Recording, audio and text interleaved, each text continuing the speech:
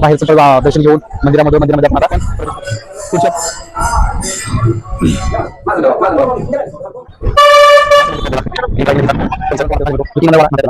जगद्गुरु श्री संत तुकाराम महाराज संस्थान सदेह वैकुंठ गमन स्थान गोपाळपुरा. तर या समाजकंटकांनी इंद्रायणी डोहा टाकून बुडवली होती आणि पुन्हा तीच गाथा 13 दिवसानंतर. नमस्कार. इतिहास माझ्या मातीचा या आपल्या यूट्यूब चॅनलवरती सर्वांचं स्वागत करत आहोत. तर आज आपण आलेलो आहोत देहू या गावामध्ये. देहू या गावाचं वैशिष्ट्य असं की जगद्गुरू तुकाराम महाराज यांचं जन्मस्थान आहे. त्याचबरोबर तुकाराम महाराज ज्या ठिकाणी त्यांनी तुकाराम गाथा लिहिली ते ठिकाण, त्याचबरोबर तुकाराम महाराजांनी ज्यावेळेस वैकुंठ गमन झालं आणि कुंठ गमन होत असताना ज्या ठिकाणाहून त्यांनी वैकुंठामध्ये प्रवास चालू केला त्याच ठिकाणी आज आपण आलेलो आहोत. तर माझ्या पाठीमागं पाहता ही भली मोठी प्रवेशद्वार आहे. तत्वज्ञ जगद्गुरू संत श्रेष्ठ तुकाराम महाराज यांचं प्रवेशद्वार आहे. या प्रवेशद्वारापासून आपण आता त्यांच्या मंदिराकडे जाण्यासाठी प्रवास चालू करूया. आपण मुख्य प्रवेशद्वारातून आतमध्ये आल्यानंतर मंदिराकडे जाणाऱ्या रोडच्या बाहेरच एक भली मोठी कमान दिसते आपल्याला. ती आहे जगद्गुरू श्री संत तुकाराम महाराज मुख्य मंदिर 14 टाळकरी प्रवेशद्वार. आता या प्रवेशद्वाराबद्दल एक असा इतिहास आहे की संत श्रेष्ठ तुकाराम महाराज ज्यावेळेस कीर्तन करायचे, कीर्तन करत असताना त्यांच्या कीर्तनामध्ये जे 14 टाळकरी त्यांना साथ द्यायचे, त्या टाळकऱ्यांच्या स्मृती प्रित्यर्थ त्यांची आठवण म्हणून या देहू या गावामध्ये त्या 14 जे लोक होती ज्यांना भाग्य लागलं होतं की तुकाराम महाराजांबरोबर कीर्तनामध्ये टाळ वाजवण्याची, त्यांना साथ देण्याची, तर त्याबद्दल हे असे त्यांच्या नावाचं एक प्रवेशद्वार इथे या ठिकाणी उभारण्यात आलेलं आपल्याला आढळून येतं. तर आपण आता इथून प्रवेशद्वाराच्या आतमध्ये जाऊन तुकाराम महाराजांचं जे काही जन्मस्थान आहे ते पाहणार आहोत आपण. त्याचबरोबर तुकाराम महाराजांचे वंशज ज्या ठिकाणी राहतात तो वाडा पाहणार आहे आपण आणखीन. त्याचबरोबर तुकाराम महाराजांचं जे काय जिथून वैकुंठ गमन झालं ते पाहणार आहोत आपण. त्यानंतर शिळा मंदिर आहे ते सुद्धा पाहणार आहोत आपण. या टाळकरी प्रवेशद्वाराच्या स्तंभावरती आपल्याला जे 14 टाळकरी होते त्यांचे नावांच्या पाटी, त्याचबरोबर त्यांच्या मूर्तीसुद्धा आपल्याला पाहावयास मिळतात. हा असा ऐतिहासिक वारसा जर सगळ्या आपल्या ऐतिहासिक ठिकाणी जतन करून ठेवला तर येणाऱ्या पिढीला नक्कीच योग्य मार्गदर्शन मिळू शकते.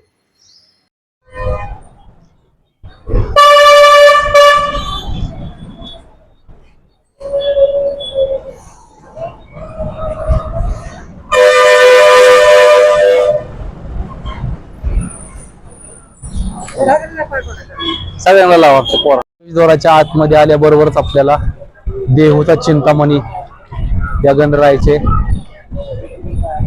भले मोठे मंदिर आपल्याला पाहायला मिळते. मंदिराचं दर्शन घेऊन आपण आता आतमध्ये जाणार आहोत. नंतर रोडच्या दोन्ही बाजूला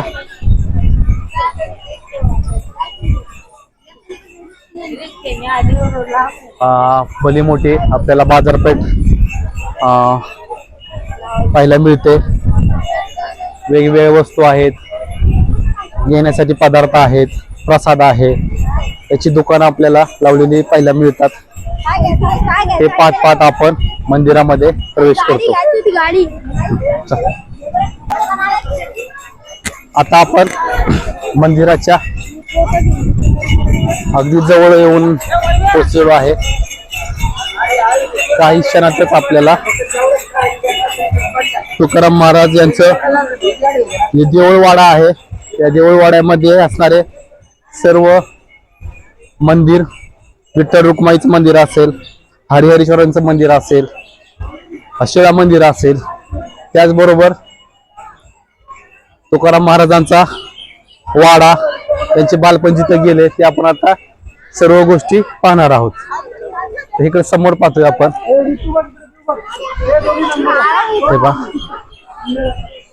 हे त्याच्या प्रवेशद्वाराजवळ पोहोचतो येऊन त्या कमानीमधून. समोरच पाहतोय आपण दगडी बांधकामामध्ये मंदिराचं महाद्वार आपल्याला पाहायला मिळत आहे. महाद्वाराच्या वरती गरुडावरती बसलेले तुकाराम महाराज आपल्याला पाहायला मिळतात. त्याचबरोबर वरती सज्जा आहे.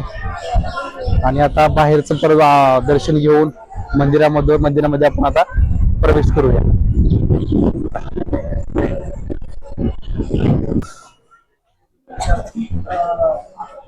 जाऊया. बाहेर कासव आहेत, कासवांचे दर्शन घेऊया आणि आपण आज जाऊया. अतिशय नक्षीकाम केलेले भरीव असं हे प्रवेशद्वार आहे.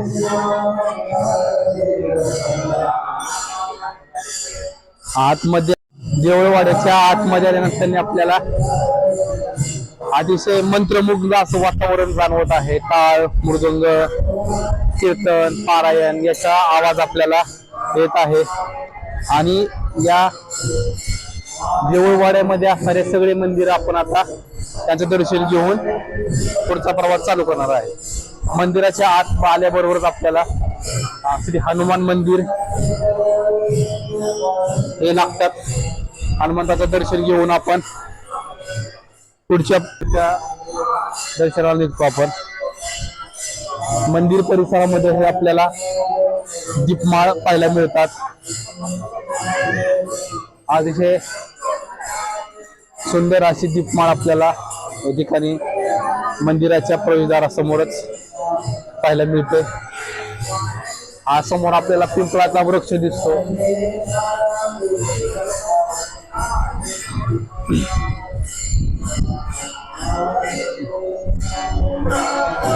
या बाजूला एक दीपमाळा आहे. आणि हे विठ्ठल रुक्माई मंदिरांची जी स्वयंभू मूर्ती तुकाराम महाराजांच्या वंशजांना सापडली होती, त्या स्वयंभू मूर्तीचं या ठिकाणी प्राणप्रतिष्ठा साधारणपणे तुकाराम महाराजांच्या अगोदरच्या 8 पिढ्यांच्या जे त्यांचे पूर्वज होते त्यांनी केली होती. तेच मूर्ती आपण आज जाऊन आता त्याचं दर्शन घेणार आहोत.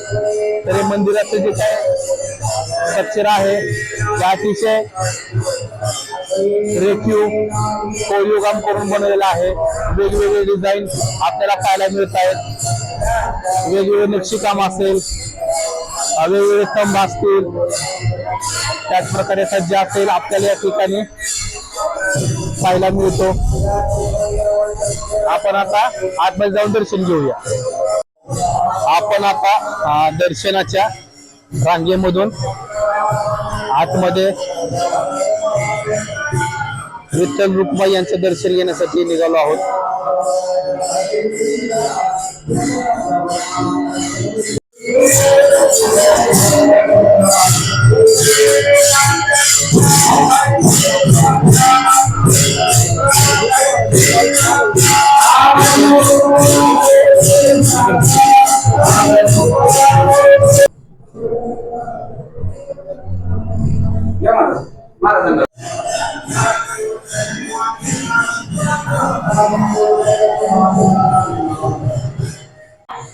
मंदिर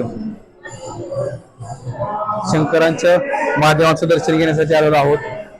देऊळवाड्यामधलं एक पुढचं मंदिर आहे हरिहरेश्वर मंदिर.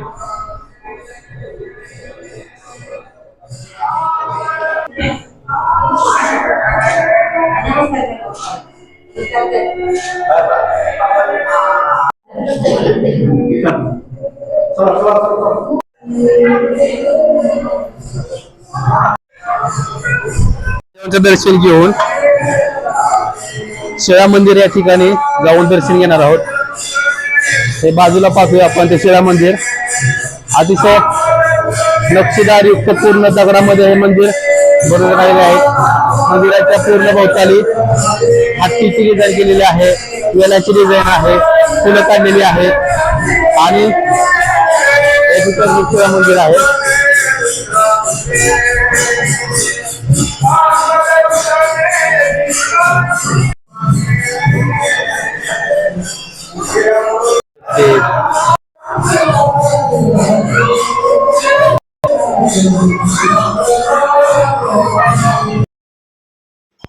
शिळा मंदिराविषयीचा इतिहास असा सांगण्यात येतो की ज्यावेळेस काही समाजकंटकांनी त्यावेळेच्या तुकाराम महाराज यांनी लिहिलेली गाथा इंद्रायणी नदीच्या पाण्यामध्ये बुडवली, त्यावेळेस तुकाराम महाराज हे 13 दिवस ज्या दगडावरती बसले होते, न जेवता, न खाता, न पाणी पिता, त्या दगडाचा काही भाग या ठिकाणी आणून शिळा मंदिरामध्ये बसवण्यात आला आहे. त्याचेच हे मंदिर आहे. राहिलेला भाग ज्या ठिकाणी इंद्रायणी नदीमध्ये बुडवली होती त्याच ठिकाणी पूर्ण ह्या साईडचा राहिलाय फक्त.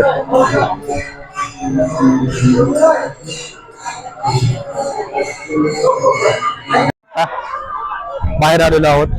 जेवळवाड्यामध्ये आपण विठ्ठल रुक्माईचे मंदिर पाहिले, त्याचबरोबर राम मंदिर पाहिलं, शिळा मंदिर पाहिलं, हनुमान मंदिर पाहिलं, पिंपळ पाहिला आणि आपण आता इंद्रायणी नदी घाट या ठिकाणी निघालो आहोत. इंद्रायणी नदी घाट, त्या ठिकाणी इंद्रायणी घाट आहे.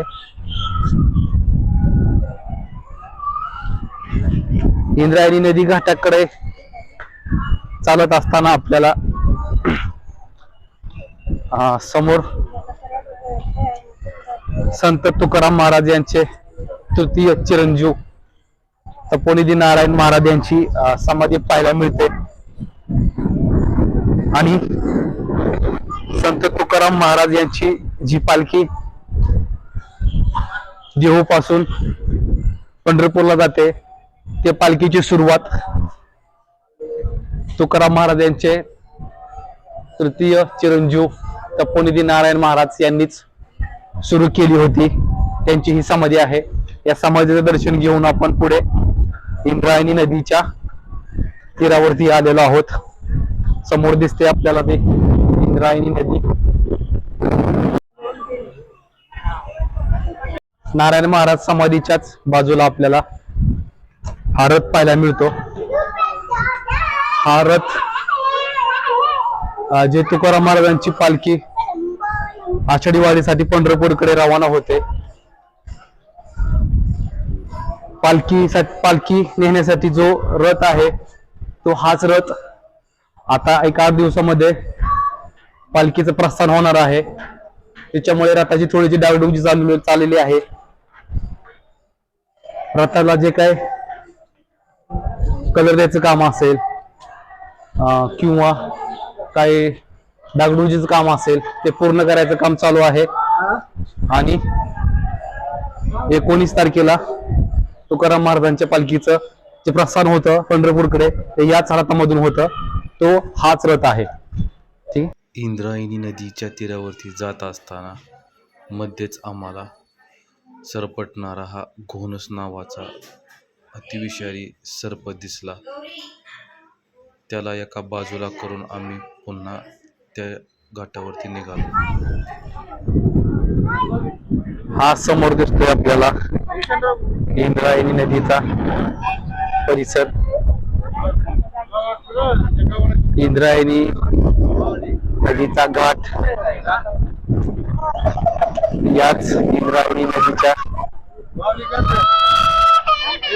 याच इंद्रायणी नदीच्या पाण्यामध्ये संत श्रेष्ठ तुकाराम असं आहे की तुकाराम महाराज हे देहूगावचे सावकार होते. देहूगावची सावकारी यांच्याकडे होते. जन्मजात श्रीमंत असणारे तुकाराम महाराजांचे वंशज, त्यामध्ये तुकाराम महाराज आणि तुकाराम महाराजांनीच त्यावेळेस देहूगावामध्ये संपूर्ण महाराष्ट्रामध्ये दुष्काळ पडला होता आणि दुष्काळाच्या निमित्ताने शेतकऱ्यांनी कर्ज घेतले होते. तर ते घेतलेले कर्ज शेतकरी फेडू शकत नाही दुष्काळामुळे, म्हणून याच इंद्रायणी डोहामध्ये शेतकऱ्यांचे घेतलेले शेती कर्जाचे जे काही कागदपत्रे असतील ते बुडवून जगातली सर्वात पहिली जी शेती कर्जमाफी आहे ती तुकाराम महाराजांनीच दिली होती. असा हा महिमा तुकाराम महाराजांचा आपल्याला माहित असायला हवा. या इंद्रायणी घाटाच्या पाठीमागून घेतलेलं देऊळवाड्याचं विहंगम दृश्य आपण पाहू शकताय.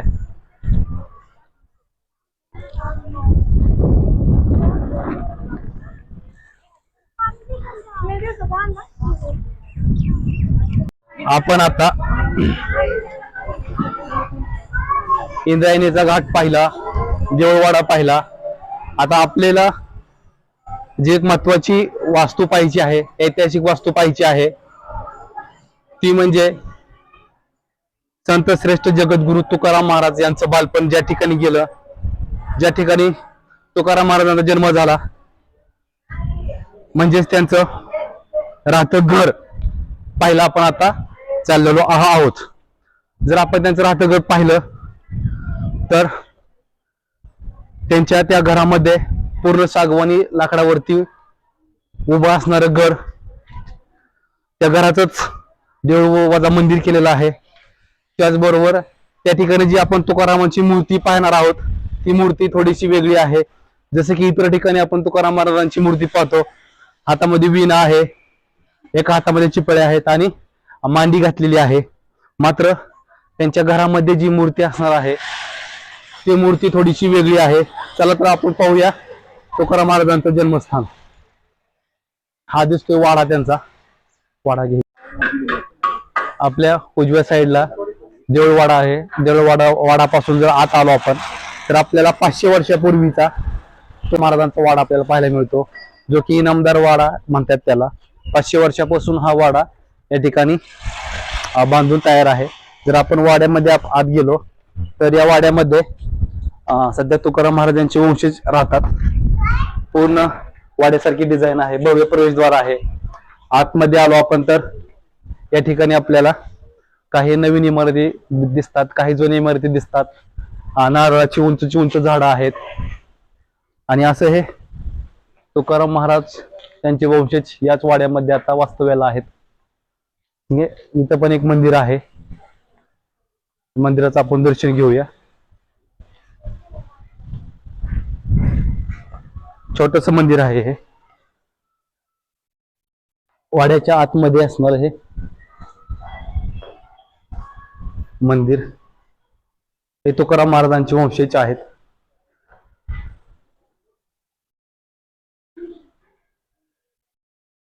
श्रीमती ताराबाई साहेब नारायण बुवा मोरे गोसावी इनामदार यांचा हा वाडा. आता आपण ज्या ठिकाणी तुकाराम महाराजांचा जन्म झाला त्या ठिकाणी आपण आता जाणार आहोत. बरेच येणारे भक्तजन देऊळवाड्यामध्ये असणाऱ्या सर्व मंदिरांच्या पाया पडून, ते तुकाराम महाराजांची जन्मभूमी आहे, त्या ठिकाणी येत नाहीत. मात्र लोकांना कळण्यासाठी आपण आता ज्या ठिकाणी तुकाराम महाराजांचा जन्म झाला आहे त्या ठिकाणी आपण जाणार आहोत. आपल्याला समोर पाठी दिसते जगद्गुरु श्री संत तुकाराम महाराज जन्मस्थान मंदिर. आता आपण आत जाऊया. आत आल्यानंतर आपल्याला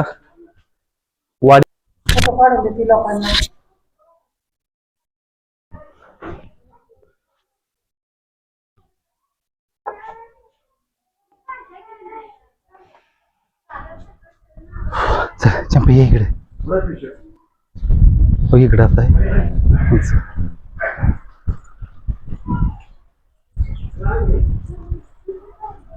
तुकाराम महाराजांचं जन्मस्थान आहे. परंतु त्या ठिकाणी आपल्याला मोबाईल अलाउड नसल्यामुळे आपण बाहेर येऊनच थोडीशी माहिती वर्णन करत आहोत. आतमध्ये जर पाहिलं तर मंदिरामध्ये 16 खांब आहेत, त्याच्यावरती डिझाईन केलेले आहे. त्याचबरोबर ते सज्ज आहे. आणि आतमध्ये तुकाराम महाराजांचा विठ्ठलासारखीच मूर्ती आहे, जी की कमरेवर ठेवून आहे. जर आपण एरवी पाहिलं तर तुकाराम महाराजांची मूर्ती खाली बसून असते, हातामध्ये वीणा असते आणि एका हातामध्ये चिपळ्या असतात. तर ही वेगळीच मूर्ती आहे, जी की जे तुकाराम महाराज ज्या देवाची भक्ती करत होते ते म्हणजे विठ्ठल भक्त होते.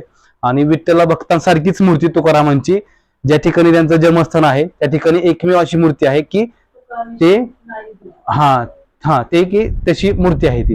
आणि त्या जन्मस्थानच्या बाहेर आल्यानंतर तुकाराम महाराज यांच्या पत्नी जिजाबाई यांचे राहते घर आहे.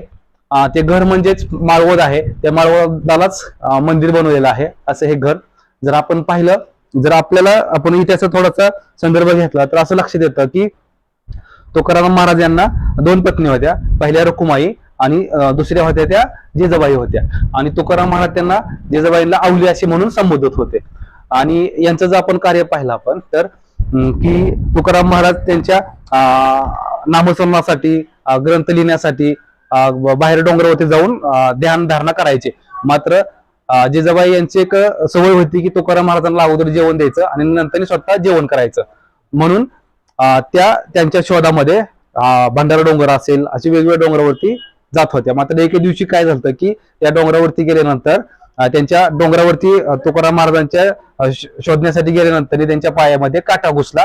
आणि काटा घुसल्यानंतर त्यावेळेस तिथे पूर्ण पूर्ण डोंगराळ भाग होता. कुठलीही वस्ती नव्हती, तिथे लोक राहत नव्हते. त्यावेळेस त्यांनी इकडे तिकडे पाहिलं तर कोणी त्यांच्या मध्ये त्याला येत नव्हतं काटा काढण्यासाठी. त्यावेळेस तिथं एक छोट्या रूपामध्ये विठ्ठल आले आणि त्यांनी सांगितलं की मी तुमचा काटा काढतो. आता काटा काढल्यानंतर त्यांना समजलं की नाही, समजलंच नाही किंवा हे गुराख्याच्या वेशामध्ये विठ्ठल आले तर, आणि त्यांनी काटा काढून गेलेले आहेत.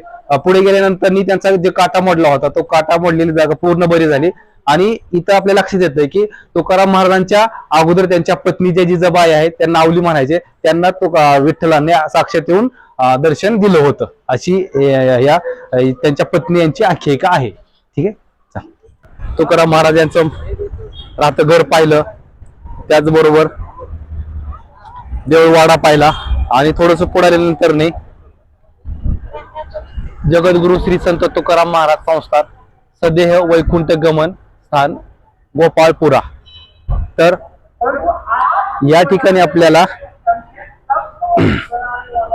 ही अशी जागा आहे की ज्या जागेवरून संत श्रेष्ठ तुकाराम महाराज यांनी ज्यावेळेस त्यांचं कार्य पूर्ण झालं, ते ज्या कार्यासाठी इथे आलते, तुकाराम गाथा लिहून पूर्ण झाली, लोकांना त्यांनी ज्ञान दिलं, लोकांचं अज्ञान बाजूला केलं, त्याचबरोबर लोकांना स्वाभिमान दिला. आणि ज्यावेळेस त्यांचं कार्य पूर्ण झालं त्यावेळेस याच जागेवरून त्यांना वैकुंठाला नेण्यासाठी अशी आख्यायिका आहे की वैकुंठाला नेण्यासाठी गरुड आलता आणि गरुडावरती बसून संत श्रेष्ठ तुकाराम महाराज यांचं जिवंतपणीच वैकुंठ गमन झालेलं आहे. असं वैकुंठ गमन झालेले भारतामध्ये फक्त आपण संत तुकाराम महाराज यांचंच नाव घेतलं जातं. तर आपण आज जाऊन आणखीन वेगवेगळ्या जागा तिथल्या पाहूया.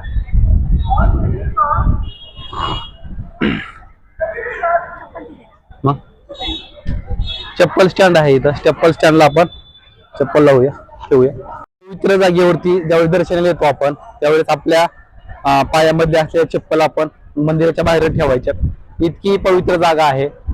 इथे दिलेल्या पहा अशा वेगवेगळ्या पाट्या दिल्यात आपल्याला दर्शनाकडे जाण्याचा मार्ग. तर आपण आतमध्ये जाऊन ज्या ठिकाणावरून वैकुंठ गमन झालं ती जागा, हीच जागा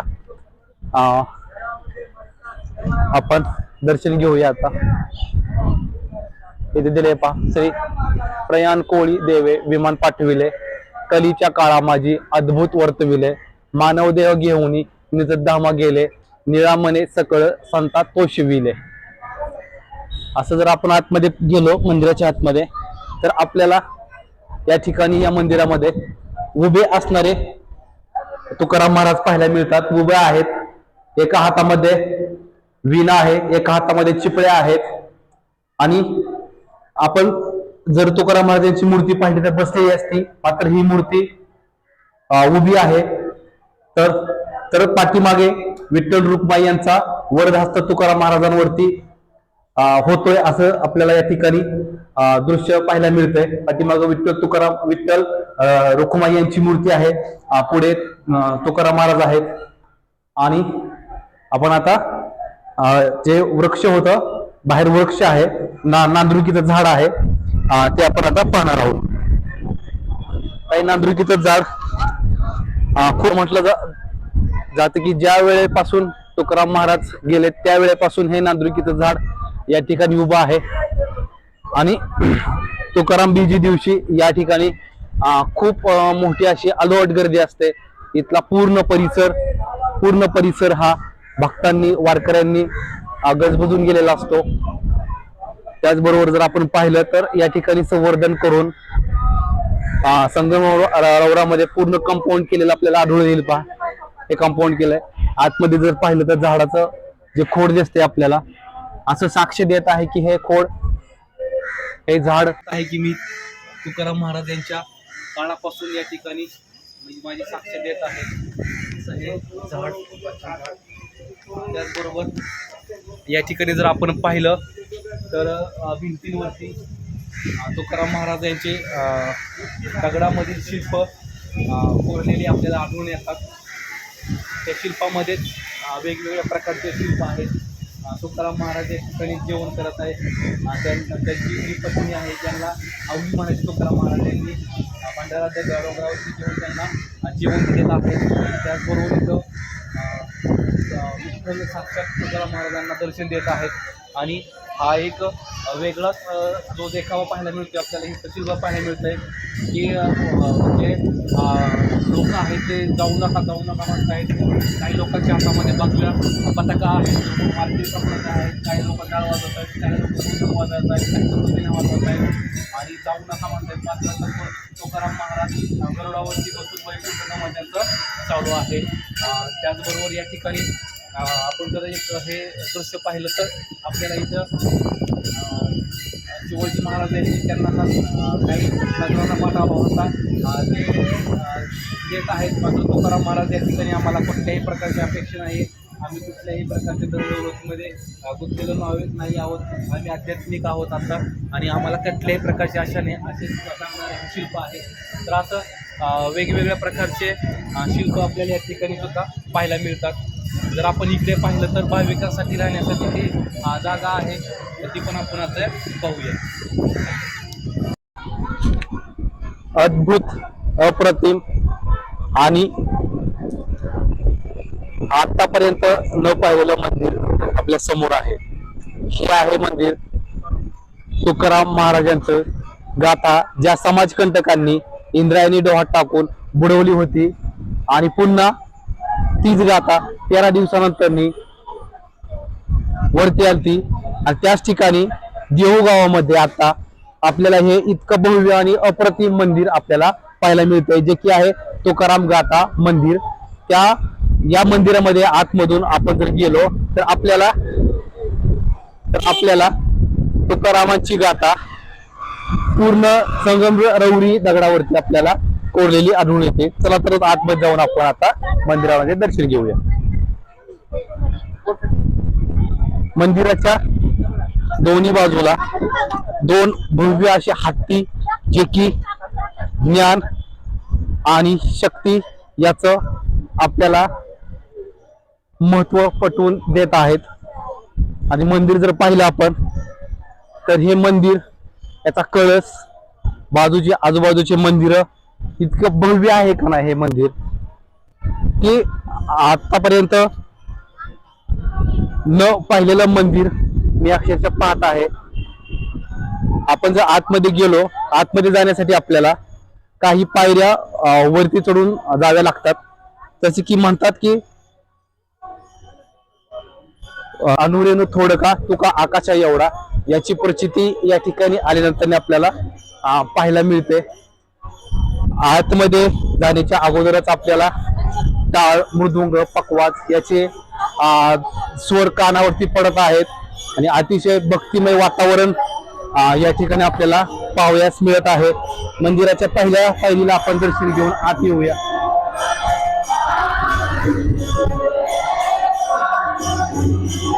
तेव्हा हा मंदिराचा सभा मंडप आहे.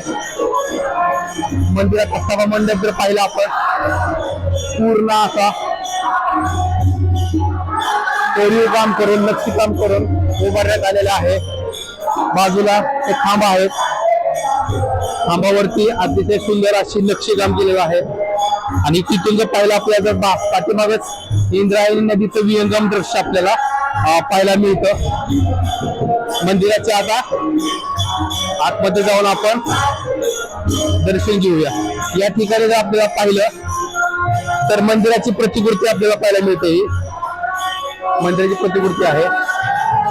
इथे जर पाहिलं आपल्याला तर हे गाथा मंदिर प्रकल्प दर्शन या ठिकाणी माहिती दिलेली आहे. याचबरोबर तिकडे सुद्धा आपल्याला काही तुम्हाला देणगी वगैरे द्यायची असेल तर त्याची माहिती दिली आहे. समोर आपल्याला तुकाराम नाम घेता कापे यम दंगे तुकोबा समर्थ जेणे केला पुरुषार्थ जळी दगडा सहित वह्या तारी आल्या जैशा लाह्या तुका म्हणे रामेश्वर भट्ट द्विजा तुका विष्णू नाही दुजा. खरंच ज्या ठिकाणी काही समाजकंटकांनी गाथा बुडवली होती तीच गाथा 13 दिवस ज्या शिळेवरती बसून तुकाराम महाराजांनी रात्रंदिवस जागा राहून आपल्या गाथा अशा का बुडवल्या म्हणून त्रास करून घेतला. त्याच गाथा 13 दिवसानंतर परत वरती आल्या आणि त्याच ठिकाणी हे आता मंदिर आपल्याला पाहायला भेटतंय. समोरच पाहतोय आपण तुकाराम महाराजांची भव्य अशी मूर्ती जी की असं वाटतं की आकाशाला टेकलेली आहे. एवढी मोठी मूर्ती आपण या ठिकाणी पाहत आहोत. आणि ह्या मंदिराचं वैशिष्ट्य म्हणजे की अष्टकोन आहे त्या मंदिरामध्ये आणि प्रत्येक अष्टकोनामध्ये खालच्या मजल्यापासून वरच्या मजल्यापर्यंत तुकाराम गाथेतील श्लोक आपल्याला या ठिकाणी वाचायला मिळतात. आपण ते वाचून पाहून त्यानंतर त्यामधून बोध घेऊन आपण स्वतःला जागृत करणे, स्वतःमध्ये ती ऊर्जा निर्माण करणे, तुकाराम महाराजांनी जो संघर्ष केलाय तो आपण त्यातून काहीतरी शिकणे, असं खूप सारी एनर्जी आपल्यामध्ये या ठिकाणी आल्यानंतर संचारात आहे. जर आपण पाहिलं या ठिकाणी पहा, हा मंदिराचा खालचा भाग आहे. इथून सुरुवात होते तुकाराम गाथेला आहे पहा.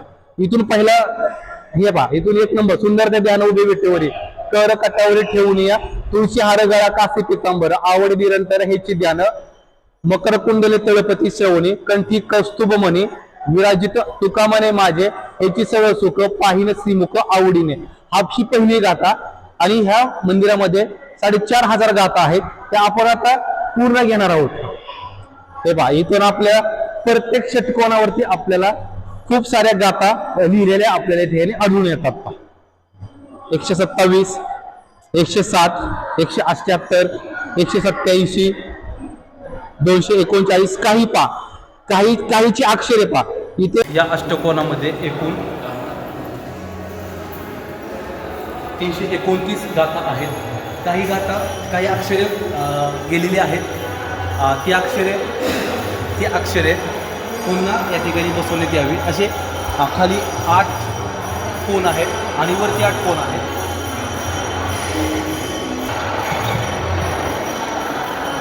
तिकडे घे माझ्या ठिकाणी जातो. त्याच्यावरती पण आहेत, त्याच्यावरती पण आहेत.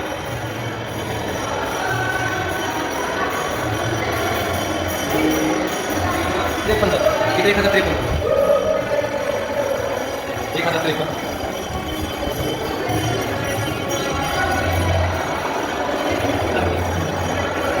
इथं 1857 झालं.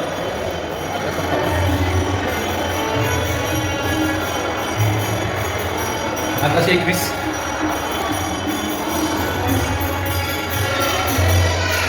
जाऊया. मंदिराच्या पूर्ण भिंतीवरती आपल्याला तुकारामाच्या गाथा आपल्याला कोरीव संगमरवरी दगडामध्ये कोरीव काम करून एकदम उत्तमरित्या या गाथा वाचता येईल ह्या अक्षरामध्ये कोरलेल्या आपल्याला आढळून येतात. तिथं आपण वरती जाऊया.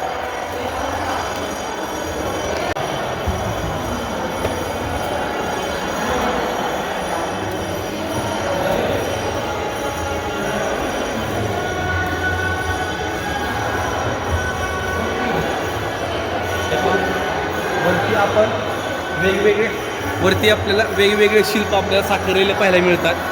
या ठिकाणी नरसिंह अवतार आहे, या ठिकाणी प्रल्हाद रूप आहेत, या ठिकाणी भगवान श्रीराम आहेत, या ठिकाणी द्वापर युगातील भगवान श्रीकृष्ण आहेत. अशा वेगवेगळ्या मूर्ती या ठिकाणी आपल्याला साकारलेल्या पाहायला मिळतात. इकडे पण तुकाराम गाथा आहेत का?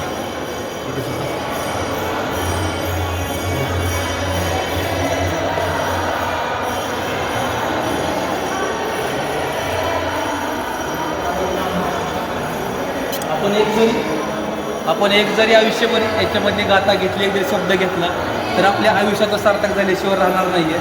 हे बा इथं दिले, इथं फोटो पण दिला आहे बा. हा केसरची उडी घालून या स्तंभ फोडी, ऐसी कृपावंत कोण, माझे विठ्ठाई वाचून करिता आठव, दाहुनिया घाली कव, तुका म्हणे गीती गाता, नामे द्यावी सायुज्यता. म्हणजे तुकाराम महाराजांनी त्यांच्या आयुष्यामध्ये संसार करत असताना अध्यात्माला जोड देण्यासाठी जे जप केलं, तप केलं, त्याच्यातून निर्माण झालेलं जे त्यांचं साहित्य आहे तेच म्हणजे तुकाराम गाथा नावाचं साहित्य आहे. आणि ते साहित्य काही समाजकंटकांनी बुडवण्याचा प्रयत्न केला होता.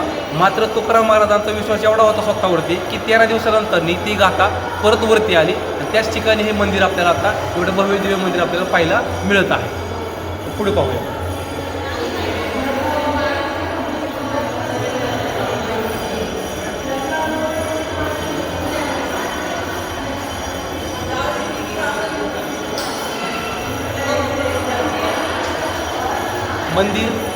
मंदिर कमीत कमी मंदिर पाहण्यासाठी पूर्ण एक अख्खा दिवस आपल्याला लागू शकतो.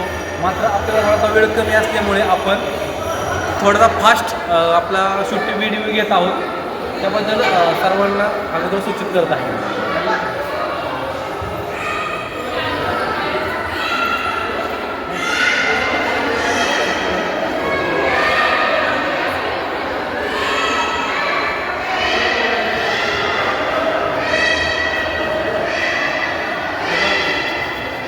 आपल्याला काही ठिकाणी चित्ररूपामध्ये सुद्धा आपल्याला गाथांचा अर्थ स्पष्ट करण्यात येत आहे. हे बघा, इथं सुद्धा चित्र काढले, इथं सुद्धा चित्र काढलेले आहेत.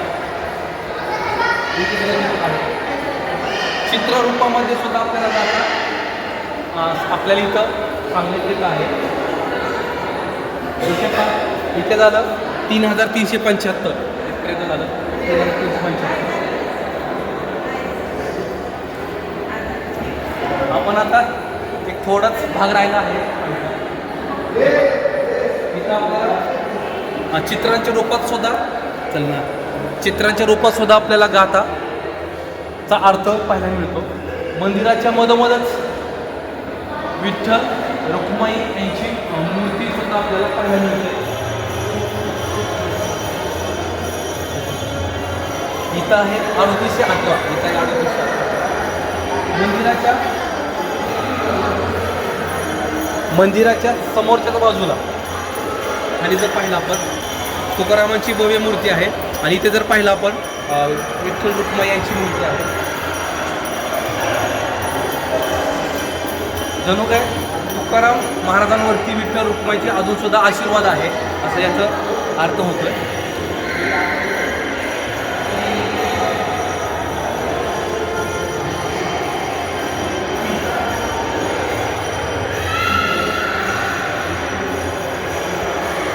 आपल्याला समाप्ती झालेली दिसते. 41 से 4145 इथं आपल्याला तुकाराम गाथाची समाप्ती झालेली आपल्याला पाहायला मिळते. तर असा हा ठेवा, तुकाराम गाथेचा ठेवा, आपल्या महाराष्ट्राचा ठेवा, संतांचा ठेवा फक्त पाहून उपयोग नाही, फक्त इथं येऊन उपयोग नाही, तर तो ठेवा आपण आचरणात आणला पाहिजे. त्यामधून आपण थोडीशी आपल्यामध्ये विचारसरणीमध्ये बदल केला पाहिजे. तरच कुठेतरी ह्या संतांनी केलेल्या कार्याचं, त्यांनी जो काही कष्ट केला आहे, त्यांनी जी काय स्वतःमध्ये दुसऱ्यांसाठी जी काय काम केलं आहे, त्याच्यासाठी जो काय वेळ घालवला आहे आणि एवढं मोठं साहित्य निर्माण केलं आहे. त्याचबरोबर असं म्हटलं जातं की ग्रंथरूपी साहित्य आपल्याला मिळालं हे आपलं महत्त्वाचं आहे. मात्र ते मिळालं आहे म्हणून त्याचं फक्त आपल्या घरामध्ये घेऊन ठेवणे उपयोगाचं नाही, तर ते आपल्या आचरणामध्ये आणलं पाहिजे. आपण त्यानुसार कृती केली पाहिजे. या ठिकाणी आपण सांगून या ठिकाणी आपण आपल्या पूर्णाच्या व्हिडिओच्या देवदर्शनाचा जो काय इतिहास आहे तो थांबवत आहोत आपण. आणि जर तुम्हाला व्हिडिओ आवडला तर व्हिडिओला शेअर करा, सबस्क्राईब करा आणि लाईक करा. एवढं बोलून थांबतो आणि धन्यवाद.